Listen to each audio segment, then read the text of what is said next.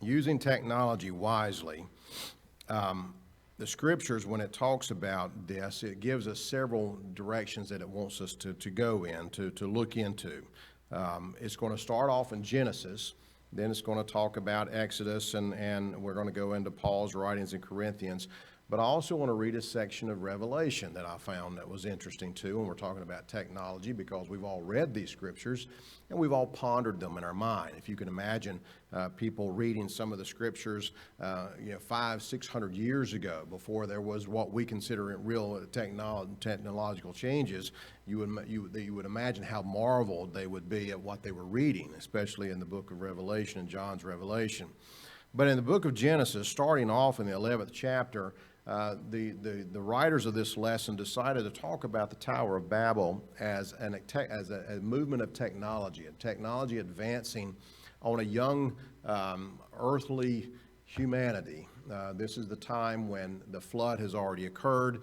God has preserved Noah and his family, and when the ark came to rest and the waters receded, and they came out to worship the Lord, God gave them a command. He gave Noah and his 3 sons a command that same command that he gave Adam and Eve pretty much is, I want you to multiply and fill the earth. Multiply and fill the earth, because God had wiped out all living things upon the earth at the time through the flood, and out of Noah and his sons and their families, he wanted them to multiply and fill the earth that he had created. So as the chapters roll on, we get into the 11th chapter of Genesis, and it's talking about hundreds of years later, as the earth is starting to be repopulated, and there are multitudes of people there, we get into the Tower of Babel story. And we want to talk about this because talking about technology. And it says, and the whole earth was of one language and of one speech. Everyone spoke the same thing, as you can imagine. And they said to one another, go to, or let's go, come, let us make brick. There's our technological advancement. Everything was made out of stone or brush or something of that nature, and before, let us make brick and burn them thoroughly. They've known how to construct brick now. Brick, I've had to look this up, it's a type of clay residue that is packed in a mold and baked, and it becomes, you know what bricks are. So it's out of a clay substance.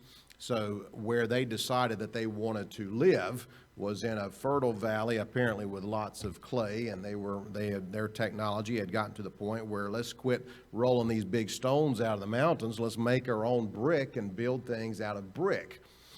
So let's make brick and burn them thoroughly. And they had brick for stone, and slime had they for mortar. They realized that there's a substance that they can put in the joints of these bricks and they'll stick together.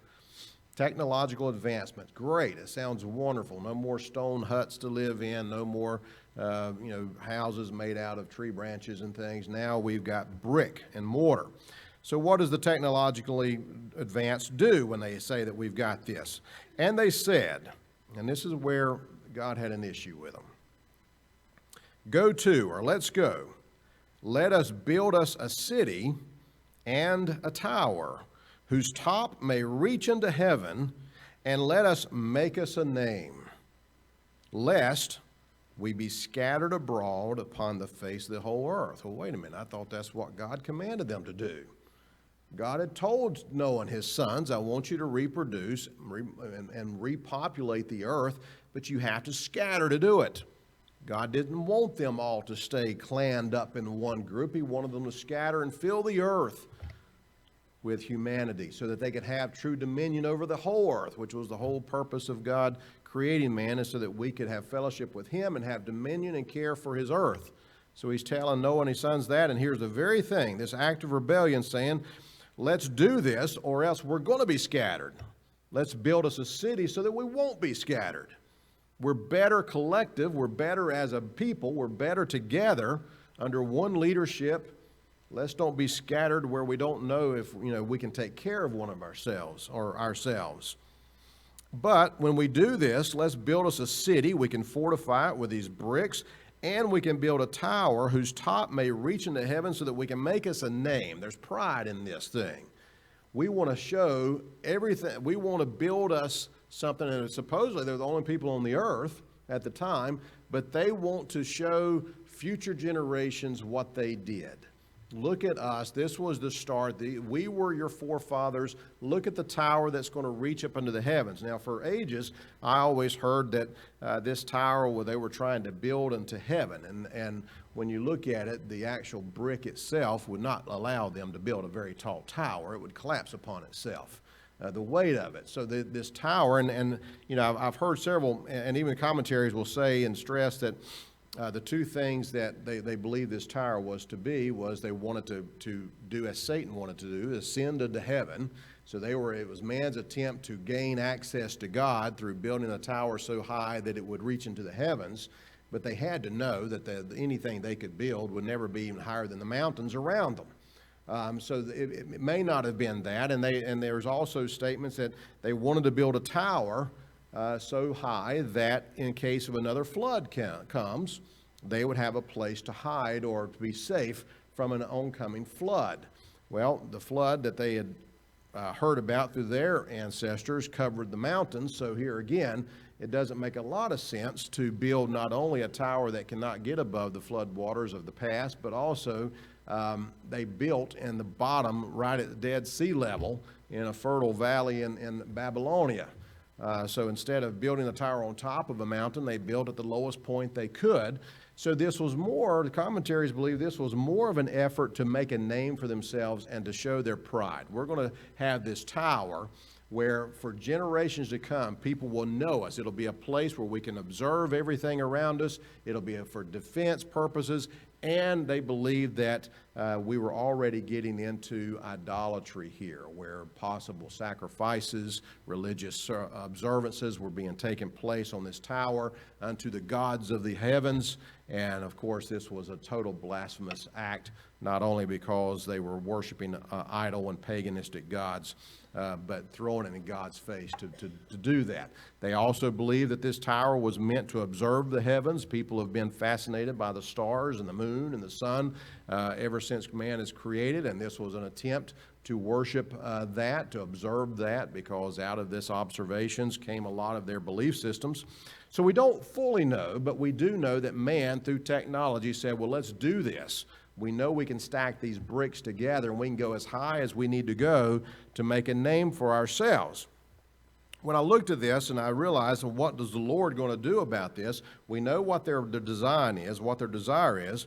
And the Lord said this. He says, behold, the people is one collectively. Now, he's making that statement, obviously, to the Trinity, just as if he said, when he was saying, let us make man, he's speaking to someone with him. We believe, obviously, this is Jesus, his Son, and the Holy Spirit. Let us make man in our image. He is speaking to that same Trinity here as he's looking down upon man and what they have done. The people are one. They have collected themselves together in total rebellion of what I've told them to do. That was the first thing he noticed.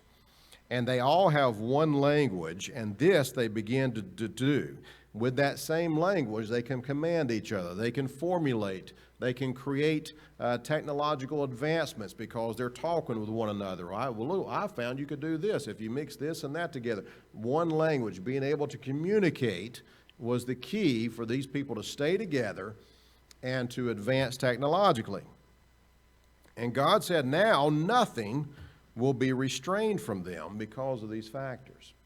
They've unified, they're under one language, and they're using that where nothing can be restraining of them, which they have imagined to do. Whatever their imagination can come up with, they will find the elements and the abilities to do this. This is God's analysis of what people he is saying. So he says, go to, or let us go down, and there confound their language, that they may not understand one another's speech. He didn't say, let us go down and destroy the temple or the tower. That's what we would expect. If this was something that God was upset about, come down and destroy the tower right in front of them. It doesn't. There's records that the Greek historian Herodotus, which was about 1,000 years before Christ, put in his writings that he saw remnants of the Tower of Babel, that it was the ruins of it that were still there during his day. We don't know that for a fact. That's just what a historian put down. But we do know, if it is true, that God didn't come down to destroy the tower. He didn't destroy the brick. The brick was the technological advancement. Building a tower wasn't a technological advancement. He didn't come down and destroy the technology. He destroyed the motive behind what they were doing. He says they're together now, and their motives are that they're going to build this tower to do that thing which is evil, and therefore I've got to separate these, which was the very purpose of what I wanted to do from the beginning, because if I get them all together, they're easily led by one person or a group of people. They'll all follow that group, and that one person, that one group can persuade them not to follow me. He's wanting them to disperse, so what better way to do it than to confound their language? When they can't communicate, you can't do anything when you can't communicate. If you've ever traveled to a foreign land and tried to get around and do things with someone who cannot understand what you're saying, it's very frustrating. And you can imagine these people, when God comes down, so the Lord scattered them abroad from thence upon the face of all the earth, and they left off to build the city. They quit building the city because they couldn't communicate. God's purpose was to scatter them. And he did so by breaking up their communication skills, their languages, changing their languages where they would have to clan up together with those that had similar languages, and they would go off into a different part of the earth and start their own lives together in their own language. Here again, what is it that God saw? He saw that their minds together, nothing will restrain them. God created our brains. I don't believe that God wants us still to live in grass huts or stone huts or out in the elements. I don't think God is against technology, because, when you look at man now, this was the beginning of man, and building a tower that was probably only 5 or 6 stories tall or a little higher. I did a little bit of digging, and it said the tallest solid brick structure that they know out there is in Montana. It's a smokestack to an mining industry. It's 500 feet tall of just bricks stacked on top of each other. That's pretty tall when you think about it. 500 feet is a long ways up there if you just got bricks stacked onto each other. But here again, if you look at the pyramids of Egypt, 2,600 years before Christ, 480 feet tall. The tallest skyscraper, the very first skyscraper in the world, was in Chicago in 1885. It's called the Home Insurance Building. It was 138 feet tall. Doesn't seem like a whole lot, does it? Because the Empire State Building would come along later on and build it 1,250 feet tall. Mankind couldn't believe it. Couldn't believe that anybody would build a structure 1,200 feet in the air. Unbelievable. Until they passed it. Now, the Empire State Building's not even in the top 20. Man has surpassed it. Now, the tallest building in the world is in Dubai, in the United Arab Emirates. They call it the Burj Khalifa, and it's 2,700 feet in the air, half a mile. Half a mile in the air. Structure, single structure. Now, of course, it's shaped like a sphere, like a pencil, and just so it can survive, but it's unbelievable. 2,700 feet when the tallest first skyscraper was 138 feet. Man's technology, the invention of steel and things of this nature, allows man to technologically advance to levels that we can't even believe, we can't even comprehend that man can do this. Now, is God angry with mankind for building skyscrapers? No, the purpose of building skyscrapers is so you can have plenty of office space and population. People, I've often wondered, or people have asked, if God, when his creative powers, why did he create everything so primitive? He just created a garden and the earth. He created the whole earth and all the process, but when it came down to mankind, he didn't even give him clothes to wear. He put a garden out there and set them in the middle of the garden and said, sustain the garden. Why didn't he build them a city to live in? If God wanted, God had all these technological advances. But when you look at it, what in the world would Adam and Eve do with a city? They didn't need a city. They were there basically living with God in a garden with all their needs met. God created everything that would sustain Adam and Eve right there around them. Everything they needed for them to live their life and have a relationship with him, not to distract them from him, but every day they had sustenance. They had food, they had shelter, they had water, and they had him. All right? Now, does that mean we're to go back to those days and not have modern advances? I hope not. I don't think so. We certainly wouldn't want to live like our great-grandparents lived anymore. I don't know if anybody would want to go back there to outhouses and all these things. Nobody wants to do that. Advance in technologies are wonderful things. But what does it do to us, and how can we utilize it? Do we utilize it to make our life easier and better? That's fine. But we also want to use it to help benefit our relationship with God and not to distract us from our relationship with God. And I think that's what these people were doing at the Tower of Babel, is that they were making a city that they were totally sustaining themselves, leaving God out of everything, and even getting to a point where they were going to worship paganistic gods because of what they could see and what they were feeling so prideful about themselves, that God needed to separate them. He told Israel, I don't want you to intermarry, and I don't want you to be a part of one big world group of people. I want you separate, because I'm going to groom you to have a relationship with me so that out of you will come the Messiah. I needed you to be separate, Israel. He tells the church, come out of it. You can't be a part of the world. You got to be separate. You're a peculiar people, he tells the church. Can we have modern conveniences? Absolutely. But what do we do with it? We are not to be a part of a group or whatever that distracts our lives away from God, or gets so technologically advanced that we no longer see a need for God, or technology can take the place of God. What do we need God for? Look at all the advances in medicine. My grandmother, if I heard her once, I heard her 100 times stand up and she says, we didn't have any money, we didn't have any goods, we didn't have any doctors, but we had God. She would say that, and now we're in danger at times of saying, well, we've got medicine, we've got money, we've got all these, why do we need God? That's the deceit of Satan with technology. Why do we need him if you've got everything at your disposal? So with that, I want to talk about a little bit of advancement in technology, because when we're talking about today, the first thing that pops up, I mean, obviously, with all our home goods and appliances and everything that's smart and everything can do itself, and it's amazing what technology can do. But what will happen in the future? I was studying the technological advances in science and medicine and IT, information technology, engineering, where the buildings and things that we can build are incredible. In 1977, we sent 2 rockets called Voyager 1 and Voyager 2 out into space. And the scientists at that time knew that they would go out for years. Did you know in 1977 they sent these Voyagers out to go through space and observe and send back through radio waves pictures and photos of what they said? Do you know those things are still going? They're still out there. They're 4 billion miles away. They've exited what our planets are, and they've gone completely out, and they're still sending back radio waves. These things are almost 46 years in the space, traveling at 38,000 miles per hour, and still technology is incredible. With advances we've made.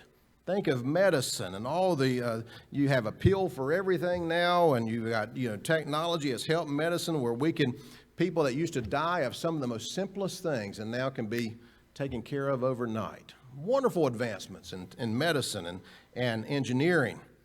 When you get to computers and IT, the one thing that scares a lot of us is what we call artificial intelligence, which we have heard about for years now, and it's here in its elementary stage.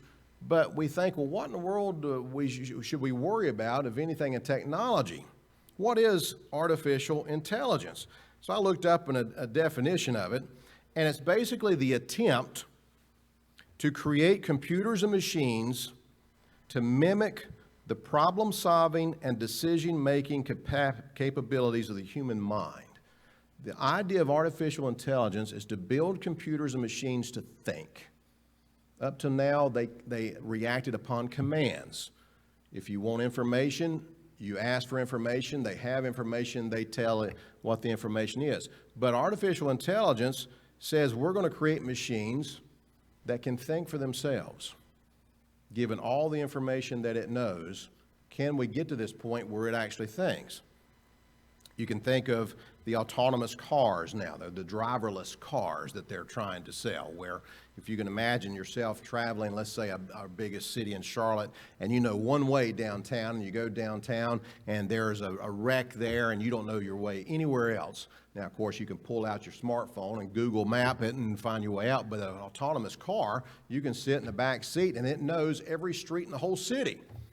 And it doesn't need commands. It just automatically diverts itself and goes around the wreck, gets you back in line to where you never had to ask it. You never had to do anything. All it knew is you needed to get to this point by this time, and it's going to take you there because it knows and it's thinking.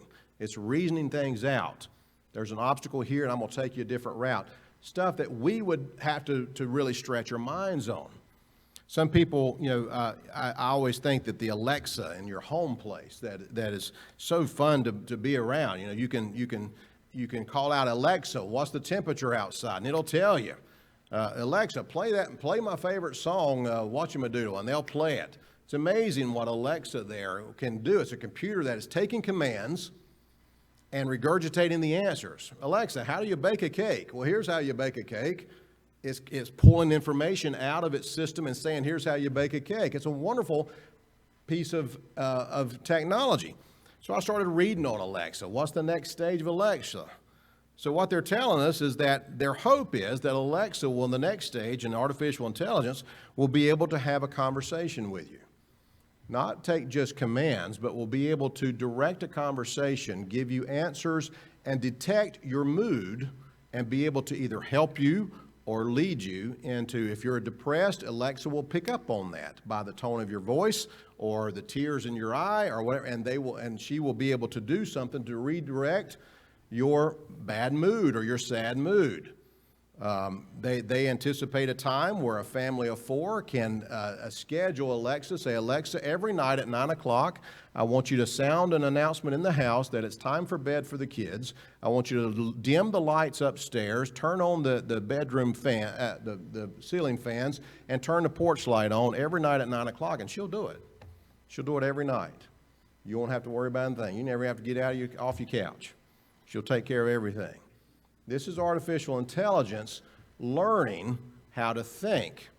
It even said, and this was a very bizarre part, it even says that they are anticipating, because artificial intelligence and machines and computers are not trained to have feelings, they're not trained to empathize or to sympathize or to have biases, that they are actually contemplating the time where they will be your judges sitting on a bench. Because as the lawyers are debating the sides, a judge where now he or she has to take in all the information and make a determination, what is the guilt or the non-guilt, and what is the sentencing. There may be a time when you have artificial intelligence that can take in all the information without feelings, opinions, biases, and render a judgment on a certain matter, all based on knowledge and and its ability to think for itself. Now, some of that sounds great to some. It scares the death out of the rest of us, when we think about the capabilities of what AI can do. So what are we to do with it? Are we to reject it? Are we to run from it? Not necessarily. I think we have to understand, what is this going to do into our relationship with God, and how is it going to impact us? How is it going to affect us? One of them even says that in the conversation part of it, think of all the widows and widowers who are alone. And loneliness and depression can set in. To have an artificial intelligent computer that can carry on a conversation, can sing with you, can talk with you, can answer questions, can give you advice, it'd be like having a companion right there in your home. It's amazing. So when I go to the book of Revelation, for hundreds of years, people have read the book of Revelation, obviously for thousands of years, and they have thought, boy, what a time this will be. But in the 13th chapter of Revelation, it says this, and this is John talking about the Antichrist. He says, and I stood upon the sand of the sea and saw a beast rise up out of the sea, having 7 heads and 10 horns, and upon his horns 10 crowns, and upon his heads the name of blasphemy. If I skip down, it says, I saw one of his heads as if it were wounded to death. This beast, this Antichrist, is going to be killed, a wound that is mortal. And his deadly wound was healed, and all the world wondered after the beast. They saw it. They witnessed it. The wound that was to destroy the Antichrist, the beast, was healed for all of them to see, and they marveled at this. Incredible situation. So much so that in verse 4, they worshiped the dragon, which gave power unto the beast, and they worshiped the beast, saying, Who is like unto the beast? Who is able to make war with him? If I turn to the page, and it says, And I beheld another beast coming up out of the earth, and he had 2 horns like a lamb, and he spake as a dragon.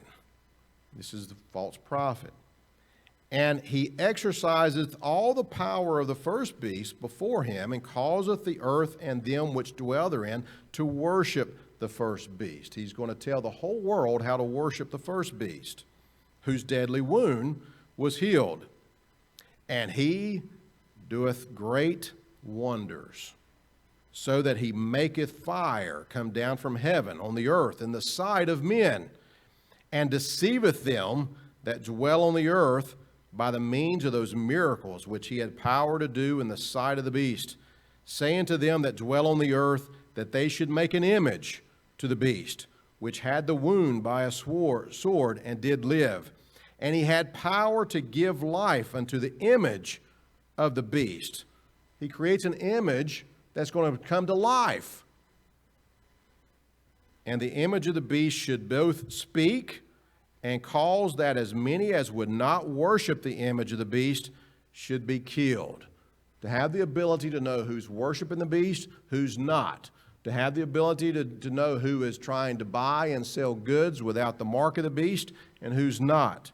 These are the things that artificial intelligence, or that things that technology, I should say, I don't want to blame it all on that, but what technology will be able to do. If we're now seeing the advancements that we're seeing in this day and time, and they're advancing at a rapid pace, the things that we used to read about in Revelation and just marvel at them, well, this is incredible. And when you're talking about billions of people on the earth and someone can know whatever one of them is doing and who's worshiping and who's not worshiping, we can start seeing the seeds of technology that can do that. There's databases that can have enough storage space to have every individual person on the earth in their database, to know everything about that person.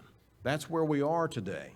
Now, are we to have a lesson like this to scare us out of our boots, to say, what are we going to do? Or should we run from it? Should we do like some people like to do and just isolate themselves totally?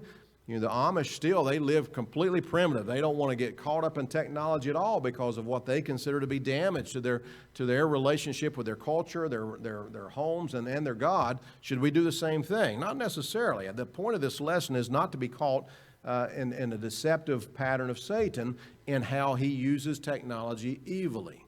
The evil use of technology is what we want to be aware of, even as it approaches inside of our own home. How do we allow technology to infiltrate our home to a point that may be distractive, or to a point where it hinders our ability to serve God in the privacy of our own home? Here again, this lesson is for all of us to learn and to realize that God didn't destroy the brick. He didn't destroy the tower. He scattered the people because of their motive and what they were intending to do with technology. They were leaving him. They were pushing him out to build their city and their tower to make a name for themselves. If we do that with technology, our fate will be similar. We are supposed to see, as technology comes upon, if it makes our life easier, if medicine makes us live longer, those are all wonderful things, but it should never take the place of our relationship with God. If it does, then that's the evil use of technology. Be aware of it. As you advance with technology, be aware of what it's doing and where it's taking you. And at that point, we'll be in line with God, because I no longer worry about the book of Revelation. I know it's now possible and that it's going to happen.